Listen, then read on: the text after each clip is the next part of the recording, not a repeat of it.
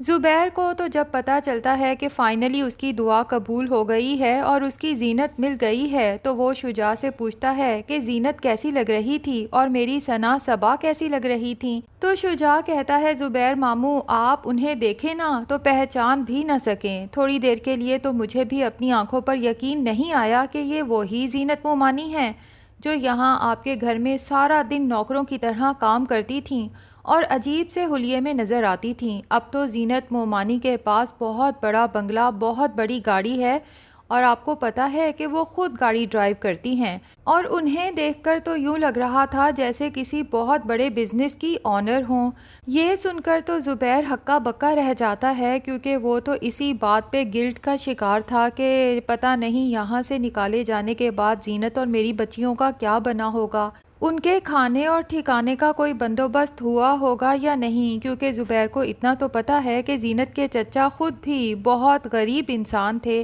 بہرحال زینت کے حالات جان کے زبیر کو دل سے خوشی ہوتی ہے اور وہ شجاع سے کہتا ہے کہ زینت یہی سب ڈیزرو کرتی تھی، یہ تو میں ہی بیوقوف تھا جو زینت کی قدر و قیمت کو پہچان نہیں پایا۔ اور پھر شجاع کی منت کرتا ہے کہ مجھے زینت کے پاس لے جاؤ تاکہ میں اس سے معافی مانگ سکوں، تو شجاع کہتا ہے کہ زبیر ماموں مجھے لگتا ہے کہ آپ کو زینت مومانی کا انتظار کرنا چاہیے، کیونکہ میں کچھ کہہ نہیں سکتا کہ وہ آپ کے ظلم و ستم کو معاف کر پائی ہیں یا نہیں۔ بہرحال میں نے آپ کے ساتھ ہوئے تمام حادثات اور آپ کی کنڈیشن کے بارے میں زینت مومانی کو بتا دیا تھا،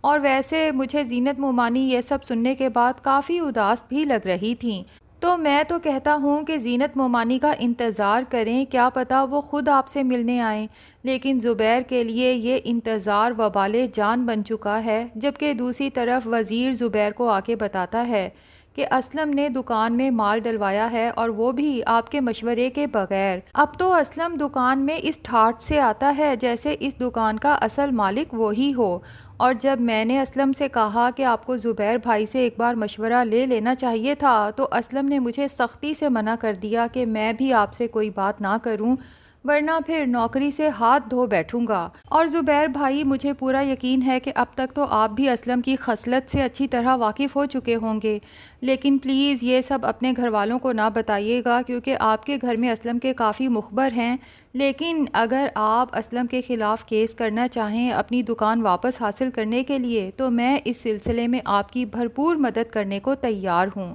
زبیر کہتا ہے وزیر میں نے اصلی اور نقلی لوگوں کو پہچاننے میں بہت دیر کر دی، جس طرح میں زینت کو نہیں پہچان پایا ٹھیک اسی طرح میں تمہیں بھی نہیں پہچان پایا۔ جب میرے گھر والوں نے مشورہ دیا تھا کہ دکان اسلم کے حوالے کر دی جائے، کاش اسی وقت میں سٹینڈ لیتا اور دکان کو مکمل طور پہ تمہارے حوالے کر دیتا، کیونکہ تم پہ تو میں آنکھیں بند کر کے یقین کر سکتا ہوں۔ ادھر سدرا جب وزیر کو زبیر کے ساتھ رازداری سے باتیں کرتا دیکھتی ہے تو فوراً اسلم کو فون کھڑکا دیتی ہے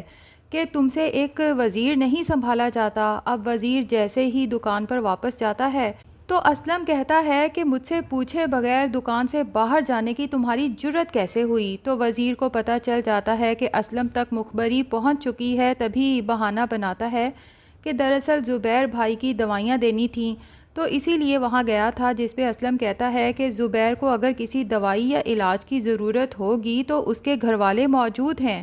تمہیں اس کا زیادہ سکا بننے کی ضرورت نہیں ہے۔ ایک بات میری کان کھول کے سن لو کہ میں نہ صرف اڑتی چڑیا کے پر گن سکتا ہوں بلکہ ان پروں کو اچھی طرح سے کاٹنا بھی جانتا ہوں۔ اگر آج کے بعد تم مجھے زبیر کے ارد گرد نظر آئے تو پھر یاد رکھنا کہ اس اسٹور پہ وہ دن تمہارا آخری دن ہوگا۔ اور اب اسلم فیصلہ کر لیتا ہے کہ یہ اسٹور جلد سے جلد اپنے نام کروانا ہوگا۔ اسے یقین ہے کہ سدرا اس میں اس کا بھرپور ساتھ دے گی، جس طرح سدرا نے اپنی ماں کو دھوکہ دے کے اس کی بالیاں بیچنے میں اسلم کا ساتھ دیا ہے، تو اسلم سمجھ چکا ہے کہ سدرا اس کی محبت میں پوری طرح سے پھنس چکی ہے، بس اب جال پھینکنے کی دیر ہے اور اس کے بعد نہ صرف یہ اسٹور بلکہ زبیر کا گھر بھی میرے نام ہوگا۔ تبھی سدرا سے ملنے جاتا ہے اور اسے کہتا ہے کہ بالیاں بیچ کر تو جتنے پیسے ملے تھے وہ تو میں نے اسٹور میں مال ڈلوا لیا،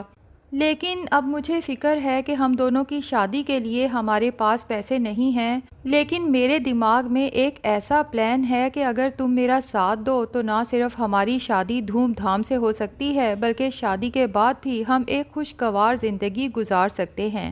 سدرا تو اسلم کا ساتھ دینے کے لیے دل و جان سے تیار ہے، تو اسلم اسے بتاتا ہے کہ میں اسٹور اور گھر کی ملکیت اپنے نام کرنے کے کاغذات بنواؤں گا، بس تمہیں کسی طرح سے زبیر سے ان کاغذات پر دستخط لینے ہیں۔ سدرا کہتی ہے یہ تو کوئی مشکل کام ہی نہیں، میں زبیر بھائی سے کوئی بھی بہانہ بنا کے کاغذات پہ دستخط لے لوں گی، تمہاری محبت میں تو میں کچھ بھی کر سکتی ہوں۔ اب اسلم کاغذات تیار کرواتا ہے تو سدرا کو کال کرتا ہے اور کہتا ہے کہ کاغذات تو تیار ہو چکے ہیں، بس اب ڈر یہ ہے کہ کوئی دعوے دار بن کے کھڑا نہ ہو جائے، جس پہ سدرا کہتی ہے کہ اسلم بے فکر ہو جاؤ، زبیر کو تو تم دیکھ ہی چکے ہو کہ اس کی آنکھیں ہی کام نہیں کرتی، اور جہاں تک اماں ہے اسے جیسے ہم نے بالیاں بیچنے کے لیے پاگل بنایا ہے آگے بھی ایسے ہی پاگل بناتے رہیں گے۔ اسلم کہتا ہے مجھے ان کا نہیں لیکن تمہاری بہن شاہانہ اور اس کے شوہر کا ڈر ضرور ہے۔ تو سدرا کہتی ہے ان دونوں کی طرف سے تو تم بالکل ہی بے فکر ہو جاؤ، دونوں ہی بہت بے ضرر ہیں، اور اگر کل کو انہیں پتہ چلتا بھی ہے کہ ہم نے ان کے ساتھ بے ایمانی کی ہے تو یقین کرو کہ وہ تو تھانے کچہریوں کے چکروں سے خود بھی خوف زدہ ہیں، اس لیے ہمارے خلاف جانے کا تو کبھی سوچ ہی نہیں سکتے۔ اب اسلم کاغذات لا کے سدرا کے حوالے کر دیتا ہے، لیکن یہ دونوں اس بات سے بے خبر ہیں کہ زبیر کی بیویاں بھی تو ہیں جو در حقیقت زبیر کے بعد اس گھر اور دکان کی اصل حقدار ہیں۔ اب زینت کو تو اس مکان اور دکان میں کوئی دلچسپی نہیں کیونکہ اسے تو اللہ نے بہت دیا ہے، لیکن دوسری لالچی عورت ستارہ چونکہ واپس آ چکی ہے اور سب سے پہلے وہ اپنے چچا کے گھر جاتی ہے جہاں سے اسے پتہ چلتا ہے کہ زبیر کے ساتھ کوئی حادثہ ہوا تھا اور بڑی مشکل سے اس کی جان بچی ہے۔ اب ستارہ تو ہکا بکا رہ جاتی ہے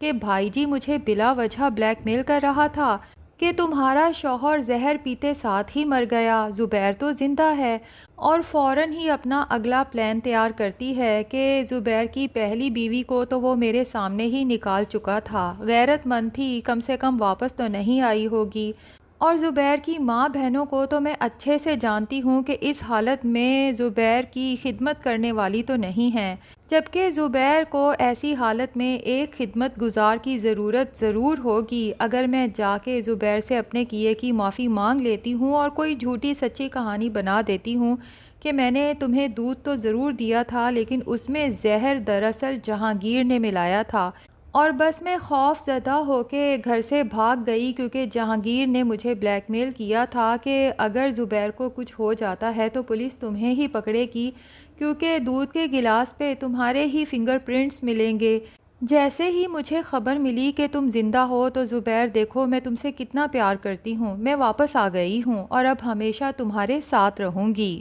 جبکہ ادھر زینت بھی فیصلہ کر لیتی ہے کہ وہ زبیر سے ملے گی بلکہ اسے اپنے ساتھ اپنے گھر لے آئے گی، اس کی خدمت کرے گی، بہتر سے بہترین علاج کروائے گی، کیونکہ زینت کے ماں باپ تو بچپن میں ہی فوت ہو گئے تھے، لیکن زینت چاہتی ہے کہ اس کی بچیاں ماں اور باپ دونوں کے سائے تلے پروان چڑھیں۔ تو ناظرین اب زبیر کو زینت کا تو انتظار ہے، لیکن دیکھنا یہ ہے کہ ستارہ کی جھوٹی کہانی سن کے کیا زبیر اس پہ ایک دفعہ پھر یقین کر کے بیوقوف بنتا ہے،